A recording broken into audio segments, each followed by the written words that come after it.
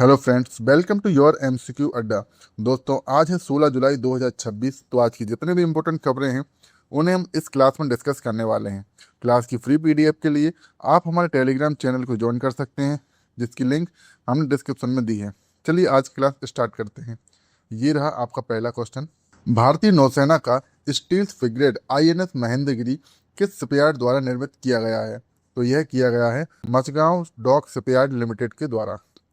हाल ही में जुलाई 2026 में भारतीय नौसेना ने स्वदेशी स्टील्थ फ्रिगेट आईएनएस महेंद्रगिरी को आधिकारिक रूप से अपने पूर्वी बेड़े में शामिल कर लिया है। आईएनएस महेंद्रगिरी प्रोजेक्ट 17A के तहत निर्मित नीलगिरी श्रेणी का छठा स्टील्थ फ्रिगेट है। इसका उद्घाटन विशाखापट्टनम में राजनाथ सिंह द्वारा किया गया है। इस युद्धपोत का डिजाइन भारतीय नौसेना के वारशिप डिजाइन ब्यूरो द्वारा तैयार किया गया है और इसका निर्माण मचगांव डॉक शिपयार्ड लिमिटेड मुंबई द्वारा किया गया है।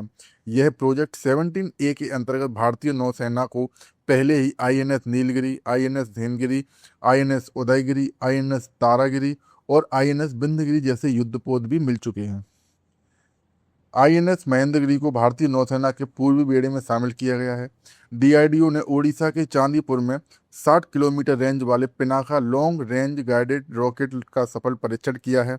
इसरो ने मध्य प्रदेश के श्योपुर में गगनयान G1 मिशन के लिए IMAT-05 पैराशूट परीक्षण सफलतापूर्वक किया है। अडानी डिफेंस ने मध्य प्रदेश के शिवपुरी में 2500 करोड़ की लागत से दक्षिण एशिया का सबसे बड़ा निजी मिसाइल इकोसिस्टम स्थापित करने की घोषणा भी की है। भारतीय वायुसेना को WDMMA 2026 में लगातार 5वीं बार विश्व की तीसरी सबसे शक्तिशाली वायुसेना का दर्जा मिला है। एयर मार्शल जसबीर सिंह मान ने दक्षिणी वायु कमान के air officer commanding in chief का पद ग्रहण किया है। नेक्स्ट क्वेश्चन है, जुलाई 2026 में 88 वर्ष की आयु में निधन होने वाली प्रसिद्ध पार्श्व गायिका जिन्हें दक्षिण भारत की नाइटिंगेल कहा जाता है, वह कौन थी? तो वह थी एस जानकी। हाल ही में जुलाई 2026 में भारत की दिग्गज पार्श्व गायिका सिस्टला श्रीराम मूर्ति एस जानकी का 88 वर्ष की आयु में मैसूर में निधन हो गया है। उनकी मधुर आवाज़ के कारण उन्हें दक्षिण भारत की नाइटिंगेल भी कहा जाता था। बता दें कि उनका जन्म 23 अप्रैल 1938 को रेपाले गुंटूर जिले आंध्र प्रदेश में हुआ था। उन्होंने वर्ष 1957 में तमिल फिल्म विधियन विलाट्टू में अपने पार्श्व गायन करियर की शुरुआत की। उन्हें सर्वश्रेष्ठ महिला पार्श्व गायिका के लिए 4 राष्ट्रीय फिल्म पुरस्कार भी मिल चुके हैं। इसके अतिरिक्त उन्हें विभिन्न राज्यों द्वारा 33 राज्य स्तरीय फिल्म पुरस्कार भी प्रदान किए गए हैं। बता दें कि वर्ष 2013 में उन्हें पद्म भूषण के लिए चुना गया था, लेकिन उन्होंने यह सम्मान स्वीकार नहीं किया। नेक्स्ट क्वेश्चन है, जुलाई 2026 में उत्तर प्रदेश सरकार ने अयोध्या जिले के बदरसा कस्बे का नाम बदलकर क्या रखा है? तो यह रखा है भारत नगर। हाल ही में जुलाई 2026 में उत्तर प्रदेश के मुख्यमंत्री योगी आदित्यनाथ ने अयोध्या जिले के बदरसा कस्बे का नाम बदलकर भारत नगर रखने की घोषणा की है। यह नामकरण भगवान श्री राम के छोटे भाई भरत की भक्ति, त्याग एवं आदर्शों को सम्मान देने के उद्देश्य से किया गया है। इसी के साथ अयोध्या जिले की नवगठित खिलौनी सुचितागंज नगर पंचायत का नाम बदलकर मां ज्वाला जी नगर पंचायत रखने की भी घोषणा की गई है। अब देखते हैं हाल ही में बदले गए नाम। उत्तर प्रदेश शाहजहांपुर के जलालाबाद का नाम बदलकर परशुरामपुरी किया गया। अयोध्या के बदरसा का नाम बदलकर भारत नगर किया गया है। खिलौनी सुचितागंज नगर पंचायत का नाम बदलकर मां ज्वाला जी नगर पंचायत किया गया है। नेक्स्ट क्वेश्चन है, हाल ही में जुलाई 2026 में भारत सरकार ने सेंट्रल विस्टा पुनर्विकास क्षेत्र का नया आधिकारिक नाम क्या रखा है? तो इसका नाम रखा है कर्तव्य भवन परिसर। हाल ही में जुलाई 2026 में भारत सरकार ने सेंट्रल विस्टा रीडेवलपमेंट एरिया का आधिकारिक नाम बदलकर कर्तव्य भवन क्षेत्र या कर्तव्य भवन परिसर कर दिया है। निर्णय की घोषणा केंद्रीय मंत्री मनोहर लाल ने की। बता दें कि कर्तव्य भवन परिसर में कर्तव्य भवन, कर्तव्य पथ तथा भविष्य में बनने वाले कॉमन सेंट्रल सेक्रेटरिएट की भी शामिल हैं। यह निर्णय वर्ष 2022 में राजपथ का नाम बदलकर कर्तव्य पथ किया गया जाने की श्रृंखला का अगला महत्वपूर्ण कदम माना जा रहा है। नेक्स्ट क्वेश्चन है, हाल ही में जुलाई 2026 में जीआई टैग प्राप्त करने वाले ऊंझा जीरा और ऊंझा सौंफ किस राज्य से संबंधित हैं? तो यह संबंधित है गुजरात राज्य से। हाल ही में जुलाई 2026 में गुजरात के मेहसाणा जिले के ऊंझा में उत्पादित ऊंझा जीरा और ऊंझा सौंफ को भौगोलिक संकेतक यानी जीआई टैग प्राप्त हुआ है। यह जीआई प्रमाणन भौगोलिक संकेतक जीआई रजिस्ट्री चेन्नई द्वारा प्रदान किया जाता है।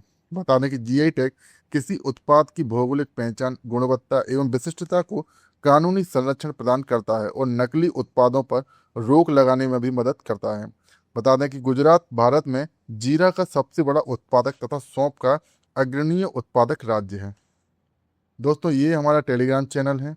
अगर आपको रोज़ की free PDF, study material, current affairs और एग्जाम अपडेट चाहिए तो अभी हमारे टेलीग्राम चैनल को ज्वाइन कीजिएगा। लिंक डिस्क्रिप्शन में दी है या स्क्रीन पर दिख रहे क्यूआर कोड को स्कैन करें, अभी ज्वाइन करें और अपनी तैयारी को और मजबूत बनाएं। चलिए नेक्स्ट क्वेश्चन देखते हैं।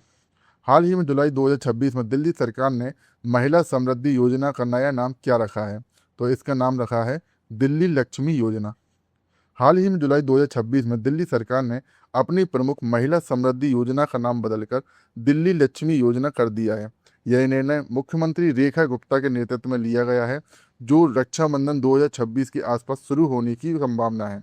इस योजना का मुख्य उद्देश्य आर्थिक रूप से कमजोर वर्ग की पात्र महिलाओं को प्रत्यक्ष लाभ हस्तांतरण के माध्यम से 2500 प्रति माह की वित्तीय सहायता प्रदान की जाती है। नेक्स्ट क्वेश्चन है, हाल ही में क्रिकेट के इतिहास में लॉर्ड्स क्रिकेट ग्राउंड पर टेस्ट मैच में शतक लगाने वाली पहली महिला क्रिकेटर कौन बनी है? तो यह बनी है यास्तिका भाटिया। हाल ही में जुलाई 2026 में हरमनप्रीत कौर की कप्तानी में भारतीय महिला क्रिकेटर टीम ने लॉर्ड्स क्रिकेट ग्राउंड इंग्लैंड में इतिहास रचते हुए पहले महिला टेस्ट मैच में इंग्लैंड को 270 रन से हराया। इस मैच की सबसे बड़ी उपलब्धि यास्तिका भाटिया के नाम रही, जिन्होंने लॉर्ड्स क्रिकेट ग्राउंड पर टेस्ट शतक लगाने वाली इतिहास की पहली महिला क्रिकेटर बनने का गौरव प्राप्त किया है। यास्तिका भाटिया लॉर्ड्स में टेस्ट शतक लगाने वाली पहली महिला क्रिकेटर बनी है। क्रांति गौड़ लॉर्ड्स ऑनर्स बोर्ड पर नाम दर्ज कराने वाली पहली भारतीय महिला बनी है। वैभव सूर्यवंशी 15 वर्ष 99 दिन की आयु में भारत के सबसे कम उम्र के अंतर्राष्ट्रीय क्रिकेट डेब्यू करने वाली खिलाड़ी बने हैं। सौरभ गांगुली को आईसीसी हॉल ऑफ फेम में शामिल किया गया और वे ऐसा सम्मान पाने वाले 12वें भारतीय बने हैं। लिंडा नोस्कोवा ने विंबलडन 2026 महिला एकल का खिताब जीता है। लिएंडर पेस को एशियाई टेनिस महासंघ यानी एटीएफ का प्लेयर एम्बेसडर नियुक्त किया गया है।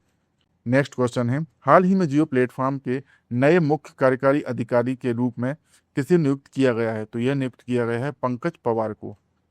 हाल ही में जुलाई 2026 में जियो प्लेटफॉर्म लिमिटेड ने पंकज पवार को अपना नया मुख्य कार्यकारी अधिकारी नियुक्त किया है। जियो प्लेटफॉर्म रिलायंस इंडस्ट्रीज लिमिटेड की डिजिटल सेवा कंपनी है, जो टेलीकॉम, डिजिटल सेवाओं, क्लाउड, एआई, फिनटेक और डिजिटल इकोसिस्टम के क्षेत्र में कार्य करती है। नेक्स्ट क्वेश्चन है, हाल ही में विमोचित पुस्तक द सेकंड ऑर्बिट के लेखक कौन है? तो इसके लेखक हैं ग्रुप कैप्टन शुभांशु शुक्ला। हाल ही में जुलाई 2026 में भारतीय वायुसेना के ग्रुप कैप्टन एवं अंतरिक्ष यात्री शुभांशु शुक्ला ने अपनी पहली पुस्तक द सेकंड ऑर्बिट का विमोचन किया है। यह पुस्तक भारत की बढ़ती मानव अंतरिक्ष उड़ान की क्षमताओं तथा अंतरिक्ष अन्वेषण में देश की नई उपलब्धियों से प्रेरित है।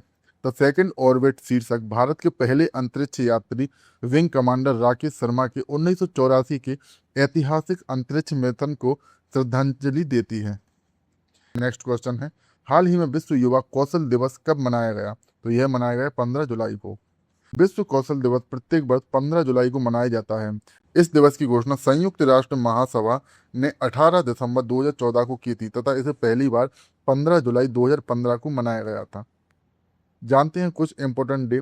1 जुलाई को भारत में राष्ट्रीय डॉक्टर दिवस मनाया गया। 4 जुलाई को संयुक्त राज्य अमेरिका का स्वतंत्रता दिवस मनाया गया। 5 जुलाई को अंतर्राष्ट्रीय सहकारिता दिवस मनाया गया।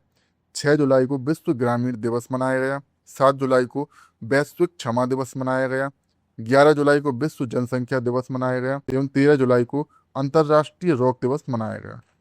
दोस्तों, आज की क्लास में बस इतना ही। आज की क्लास में हमने 16 जुलाई 2026 की सारी इंपॉर्टेंट खबरों को कवर किया है। अगर आपको क्लास पसंद आई हो तो वीडियो को लाइक, शेयर एवं सब्सक्राइब करना ना भूलें। क्लास की फ्री पीडीएफ के लिए आप हमारे टेलीग्राम चैनल को ज्वाइन कीजिएगा, जिसकी लिंक हमने डिस्क्रिप्शन में दी है। तब तक के लिए जय हिंद, जय भारत।